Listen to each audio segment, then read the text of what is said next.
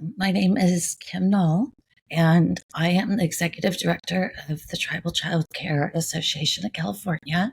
And I was one of the co-founders of TCCAC. One of the reasons why the Tribal Childcare Association of California first really became an organization was a grassroots effort to bring together like-minded individuals working in tribal early learning and childcare programming across the state of California as administrators. Primarily those that worked with the federal grant called the Administration for Children and Families Child Care and Development Fund, or CCDF, to create more opportunities to increase high quality early care and education. And the tribes in California were not intentionally a part of those systems. So we opted at the Tribal Child Care Association of California, which at the time, it was just really a group of passionate individuals that wanted to increase quality, equitable, and culturally responsive care that met the individual and unique needs of their communities. We formalized our association to be able to create our own tribal quality improvement system that would then meet the needs better of the tribes. That led to other funding opportunities. So since then, we had started out, like I said, as a passionate group of individuals, as a grassroots organization, and we have since become a nonprofit. We are state and federally funded, as well as foundation funded, and we have private donations and foundations, and we operate now with 4 full-time staff, a board of directors that does the governance of our organization, as well as members that make up approximately probably about 90 of the 109 federally recognized tribes in California.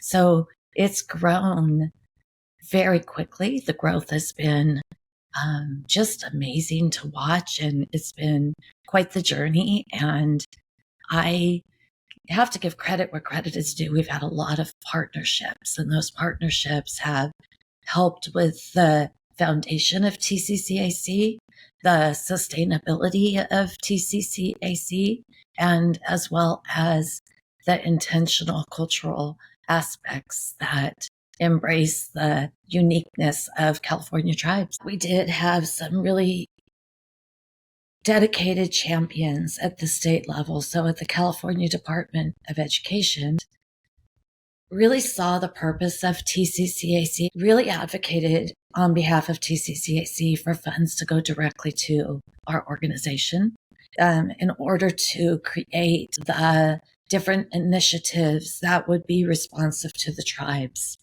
And then as well, we had champions from the very beginning. That was at the Administration for Children and Families Region 9 office that's based in San Francisco at the Office of Child Care, the federal lead agency, Administration of Children and Families, Office of Child Care in Washington, D.C., to help us to think about a system that was really just for the tribes. We were able to bring together experts in the field, both through the tribal agencies as well as state and federal agencies, such as Indian Health Services, ACF, the California Department of Education, California Department of Social Services, and First Five California, to really talk about creating our own systems. That led to a grant that was called Project Hope, which was around harnessing opportunities that were for promising and equitable practices that worked directly with a state organization such as the California Department of Education and with TCCAC that implemented alignment of state and tribal funds that would support really elevating quality and making it really that community-led approach at the community level that embraced language and culture and beliefs and teachings and practices that also enhanced equitable early learning and care. And that was our first funding. That was the first time we ever got funds. We got this grant as a partnership with the state, and that really opened a lot of doors. So we have our own workforce pathways grant, which we create our own workforce pathways for training, technical assistance, and professional development, as well as there's opportunities for higher education, certification, etc. We wanted to be able to incentivize the hard work of those that are in direct service, that are in the field, those that are working directly with children and families in their tribal community. But how can we incentivize this work? How can we really just give everybody that feeling of accomplishment that is giving back to their community, to their programs, to their children and the families? And that's when we came across ClassWallet. And it was at a conference. I believe it was Kathleen that asked questions at the conference. I think it might have been the Build conference in 2023. And she came back and said, she was very excited. And she said, this is a great opportunity. And so then we invited ClassWallet to come and speak to us at our annual conference. That was our membership conference that was in San Diego at the San Diego Office of Education. And we got a presentation. We got to ask a lot of questions about how it would fit and meet the needs of our individual organization.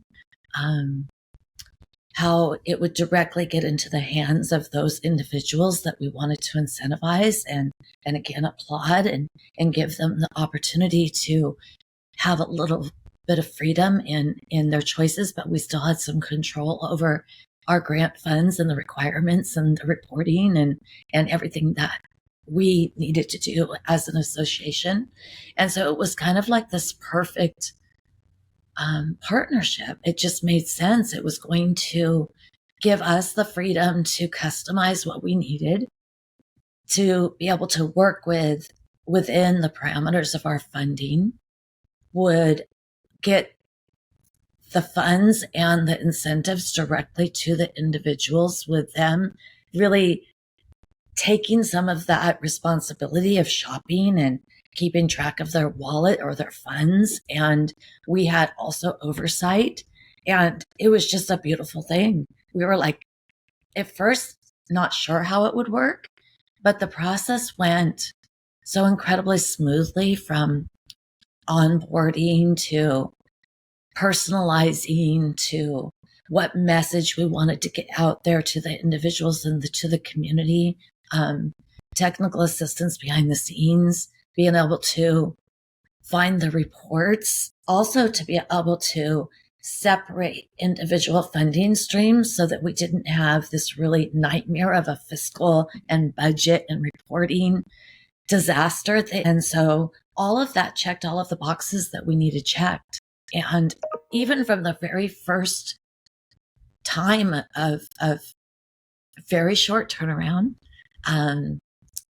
not a lot of time to prepare, I feel like there was a great level of professionalism, customer service, and customization that ClassWallet really did. The feedback that we've gotten from those that directly benefited from ClassWallet was just phenomenal. I had the incredible pleasure of approving each purchase and the wallets that aligned with our funding streams. And so I got to see the shopping carts. I got to make sure that it did align. And I would reach out to some of the providers and just ask see if they had any questions, or, congratulations, you've spent down most of your wallet. You have, this amount left. How's it going? And one provider in particular, she was a family childcare home provider.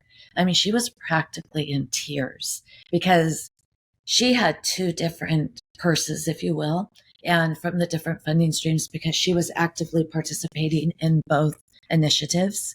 that we offered. And she said, "Do I really have this much left to spend?" And I said, "Yes." I go, "You have both purses, if you will, and you get to spend one that would be supporting the goals of your tribal quality improvement system and the goals that you specifically met for continuous quality improvement in your program. This is to support that. You've gone through a year's worth of training and professional development. Now go and find some of these materials and supplies that are going to meet your goals." And she just, "Are you serious? She goes, "This is the best thing that has happened to me. We never get news." And she was beside herself with excitement. And that was beautiful. ClassWallet has an absolutely amazing list of vendors that offer just the breadth of developmental supports that are needed to increase quality early learning and access to educational materials and supplies. I was amazed and shocked that there was such a big list. I mean, just very diverse, from very large businesses to very probably much smaller businesses. There was a lot of diversity within those lists. And I mean, we could have got carried away, but we felt as though it was important for us to really hone in on the objectives of the grants. Obviously, that's a requirement, but also to not overwhelm them their first time of doing this. It was new to us. It was new to them. We wanted to kind of dip our toes in. And so we chose 3 vendors in this case and limited it because we also had a very short turnaround as well. And when we were reassured that there would be plenty of supplies, and really with a few exceptions, very few exceptions, there was the supplies that meet the demand. And so I think there might have been a couple of things that we reminded them they needed to look at the shipping dates and make sure that it was going to be within the parameters of the grant reporting so that we could make sure that it was meeting the requirements of our spending and liquidation, if you will, of our funds. And so that was one thing that we had to make sure that we looked at. And then the other thing was that we had really good communication with the ClassWallet team. So in case we had questions that came from our providers and our teachers and those that were spending, that we could immediately get answers before we got back. And it was very quick. I was shocked at how quick that was.